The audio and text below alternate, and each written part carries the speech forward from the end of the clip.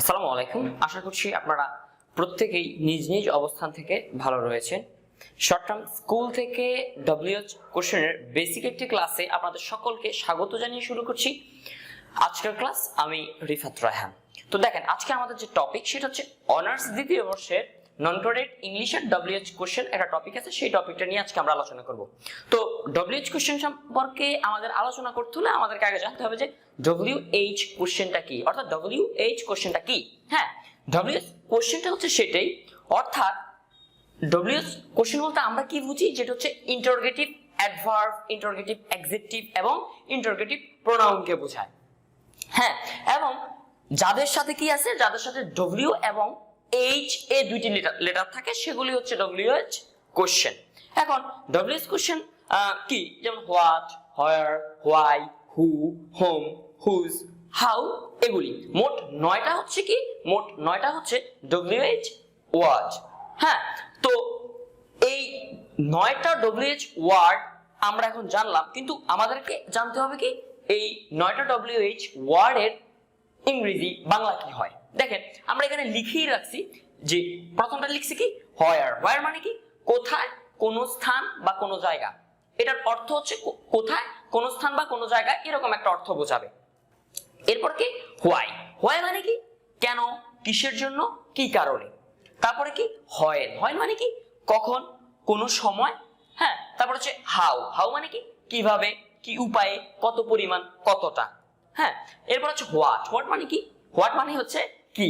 এরপরে হু। হু মানে কে বা কারা। হুইচ মানে কি কোনটি। তারপরে হুজ। হুজ মানে কার। তারপরে হোম। হোম মানে কি কাকে। ওকে, তো এবার আসুন আমরা একদম বেসিক একটু ধারণা দিব যে এই ডব্লিউএইচ যে ওয়ার্ড গুলো আছে, এই ডব্লিউএইচ ওয়ার্ড গুলোর আমরা একটা বেসিক ধারণা দিব যে একটা বাক্যকে আমরা কিভাবে এই ডব্লিউএইচ ওয়ার্ড গুলো দ্বারা প্রশ্ন করব। তো আসুন আমরা একটু দেখি এই ডব্লিউএইচ ওয়ার্ড গুলোর আমরা কিভাবে ব্যবহার করব, তার জন্য আমি একটা বেসিক আপনাদেরকে ধারণা দিচ্ছি। দেখেন, আমরা উপরে একটা সেন্টেন্স লিখে রাখছি, যেমন দেখেন যে taking his father's mobile set, Rahul started on foot to see his ailing friend in the Shodha hospital in the evening. অর্থাৎ পায়ে হেঁটে তার বাবার মোবাইল নিয়ে রাহুল তার বন্ধুকে সন্ধ্যায় সদর হসপিটালে দেখবার জন্য গেল আর কি।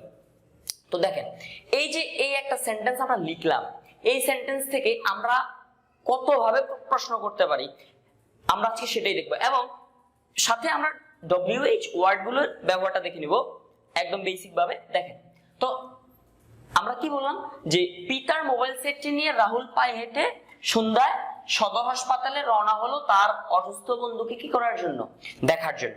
এখন আমরা যদি প্রথম কোশ্চেনটা করি যে কে রওনা হলো, কে রওনা হলো, প্রথম কোশ্চেন কে রওনা হলো। তো কে এর আমরা তো কে এর যে ইংরেজি ডব্লিউএইচ ওয়ার্ড সেটা কি হু।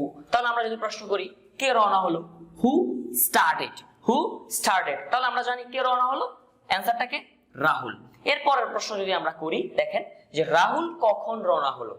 কখন, তো কখনের যে ইংরেজি অর্থটা, যে ইংরেজি ডব্লিউএইচ ওয়ার্ডটা সেটা কি হোয়েন। তাহলে রাহুল কখন রওনা হলো, when did Rahul start. Rahul কখন রওনা হলো, ইন দ্য ইভিনিং, সন্ধ্যায় সে কি করলো, রওনা হলো।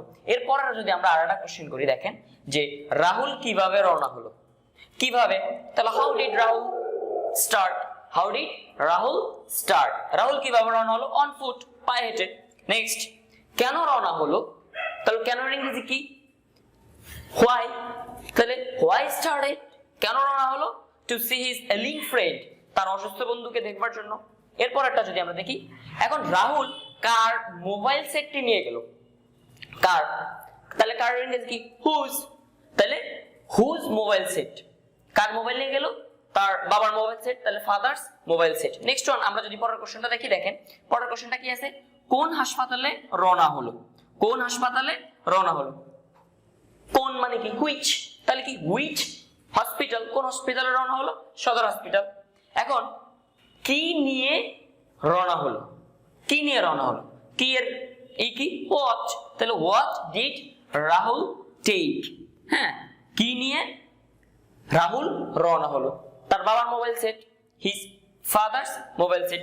এখন কাকে আরেকটা কোশ্চেন আমরা করতে পারি যে তাহলে দেখেন যে আমাদের WH কোশ্চেন যখন আমরা তৈরি করব তখন আমাদের যে বিষয় খুঁটিনাটি বিষয়গুলো আমাদেরকে মনে রাখতে হবে সেই বিষয়গুলো হচ্ছে কি, যে প্রদত্ত সেন্টেন্সটিকে কোন WH ওয়ার্ড দ্বারা প্রশ্ন করলে একটি সুনির্দিষ্ট উত্তর পাওয়া যাবে, আমাদেরকে সেই দিকে লক্ষ্য রাখতে হবে।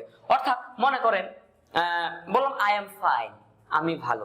এখন এই যে আমি ভালো আছি, এখন আমাকে কোন ওয়ার্ডটা দ্বারা কোন WH ওয়ার্ডটা দ্বারা প্রশ্ন করলে একটা সুনির্দিষ্ট উত্তর পাওয়া যাবে। এখন আমি সুনির্দিষ্ট উত্তর পাওয়ার জন্য অবশ্যই আমি এখানে কোন WH ওয়ার্ডটা ইউজ করব।